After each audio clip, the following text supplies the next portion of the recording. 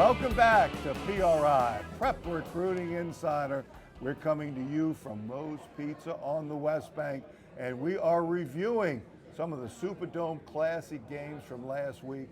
And Renee, we're getting ready to start in your role of Prep Recruiting Insider, the insider himself. We're getting ready to look at the local teams, starting with Class 4A. And that's Neville and the Karr. And wow, what a game. That's a game that everybody was waiting for all season. It was like a Christmas package. Couldn't wait to unwrap it. And Karr and Neville had their best out there.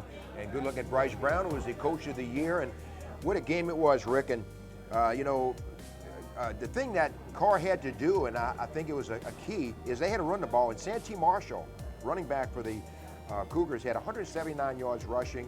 Alden Clark, who's committed to Arkansas State, 528 total yards. But Neville's defense, they didn't get scored on very often. This is a nice throw by Alden Clark, nice little teardrop there. Neville's defense allowed 11 points per game, their offense scoring almost 40. And Karr defense, 13 points per outing to their opponents and 4 shutouts. But their offense did it. And their offense, their wide receivers, Racy McMahon, was special. What a good job they did all afternoon. And Neville has a lot of pride, and they kept coming back early against the Karr Cougars, and they actually took the lead for a short time in the first half. But at the end of the first half and all the way through the second half, Karr really started taking charge of the operation. That big interception right there really turned things around. It looked for the positive. Great throwback screen here by Neville, making the big play.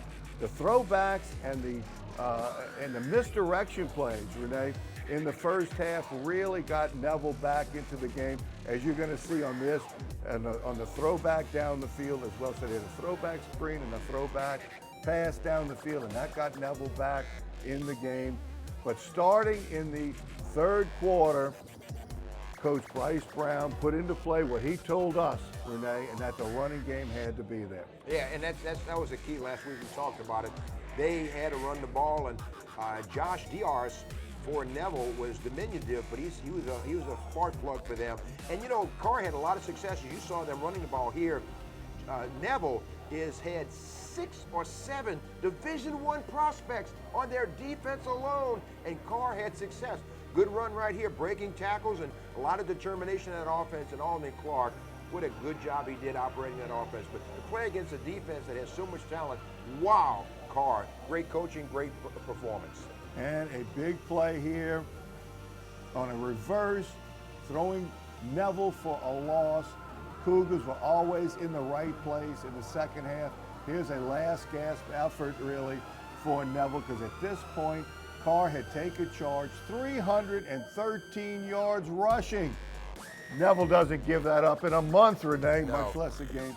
Alden Clark was the most valuable player in that game, but let me tell you, he really accepted that award for the offensive line, because the offensive line with Cougars keyed the 34-21 victory. They kept his jersey clean, and also credit that defense, Rick. Tyler Casby, defensive end, Sackmaster, was on the show a couple of weeks ago, and Damon Harris, defensive tackle, did a great job against that Neville offense.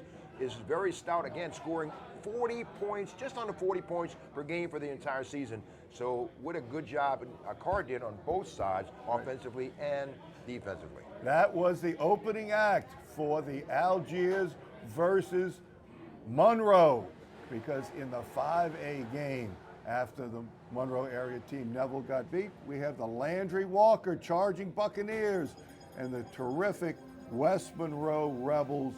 And it was quite a game early on. Got to see some great throws and catches. It took Keaton Thompson a little while to get his feet on the ground, but after he did, he made a ridiculous number of plays, both with his arm and his feet, because they had all kinds of pass rush schemes, and somebody was always free and in Thompson's face, but he stood in there and withstood the rush, Renee, and got the ball to the right guy. He's 473 yards. Keaton Thompson, 6 touchdowns, 5 passing, and 1 rushing. He made his case for the best quarterback not only in the state, but also one of the better dual threat quarterbacks in the country, and he gets away, he holds the ball until the very last second, dumps the ball off, and he had a receiver, you saw just moments ago, Devontae Jason, who is going to be the #1 prospect in this area next year. Devontae Jason, and 7 catches for 93 yards. What a good job Keaton Thompson did, and you know, he's committed to Mississippi State. Look at that.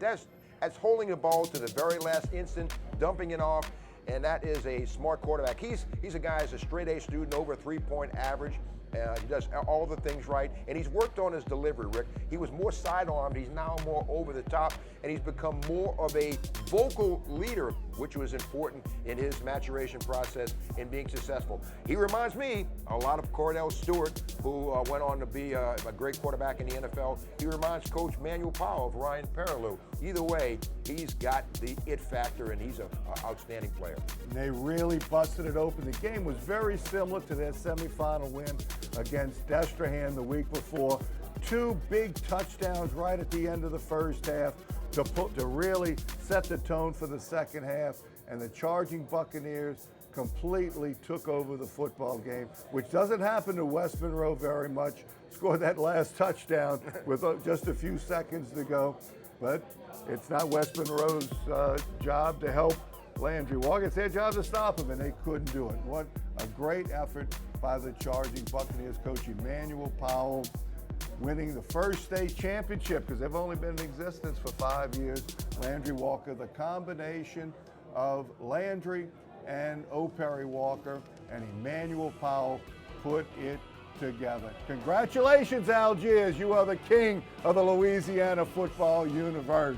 This is Prep Recruiting Insider, PRI. We'll be back right after this.